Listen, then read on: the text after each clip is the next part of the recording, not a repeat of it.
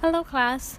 So the person that I interviewed was my church's social worker, and her name was Maria Solis. So I asked her how, like, the first question, how she accepted Jesus Christ, what was like her faith. She said that she grew up Catholic, and then she accepted Jesus Christ as her savior when she was 13. She was invited by a friend from school to go to church with her. It was some type of like Christmas performance.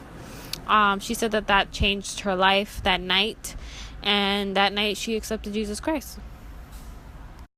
So then I asked her about her educational history, and she shared that she went to high school and she wanted to be a police officer or some type of thing in the law enforcement.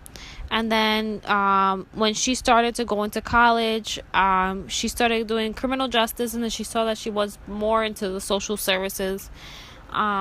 So she was wanting to, she did social work as her BSW, and then she went for her master's.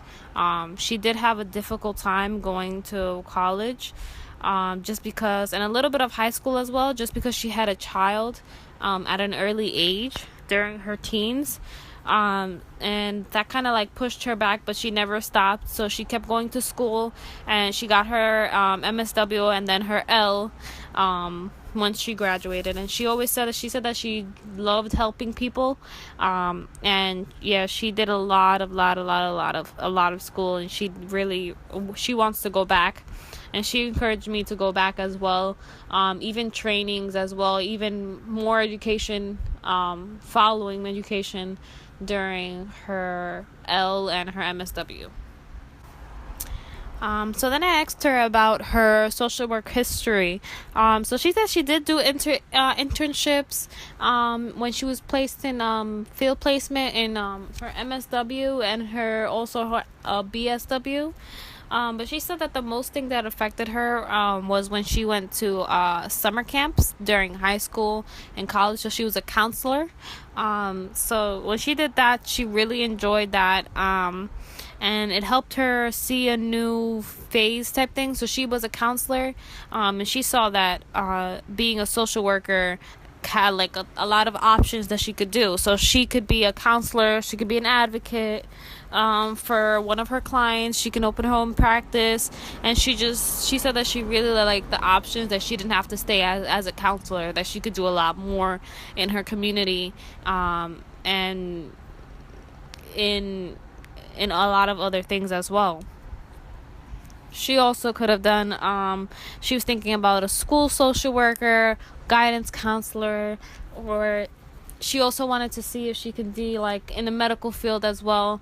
But she really felt that she wanted to be in her church to see and share guidance to churches, and making sure that the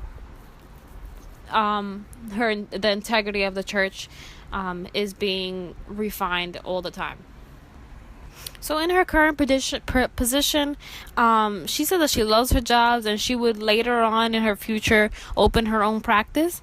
But as a social worker in her church, she counsels a lot of people. She counsels the pastor, she counsels marriage couples, leaders, and anybody in the church who would like counseling.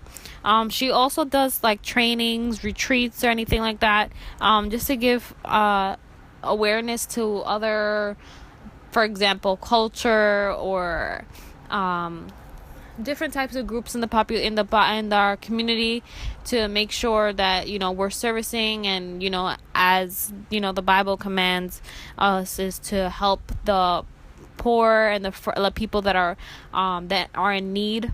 So she just makes sure that she clarifies and makes sure she's giving awareness to the community by doing those trainings. Maria, we really spoke about how challenging it could be to be a social worker in a church, especially in a church that she grew up in, from 13 and up. She said that she had a lot of challenges coming, like talking about her faith, and with her faith and her practice, and making sure that she keeps integrity and conflict, no conflicts between anybody, and just making sure she's wearing the social work hat and not her hat. She said that she recommended me like to make sure that I had a lot of self-care, and that's something that helped her to make sure that she kept her integrity and serviced her clients correctly and effectively. Maria suggested me to read out the code of ethics of a social worker, and she said that she posted that and printed it out in her office while we were having an interview, and she told me to read it out, and she said that she looks at that at all times as a certain reminder, that this is something, it's her passion, and it is her passion and all that stuff, but she wants to make sure that she's following those code of ethics, and she always told me, she's like, help the people that don't have a voice and that are fragile in this community, which is the population that does that is the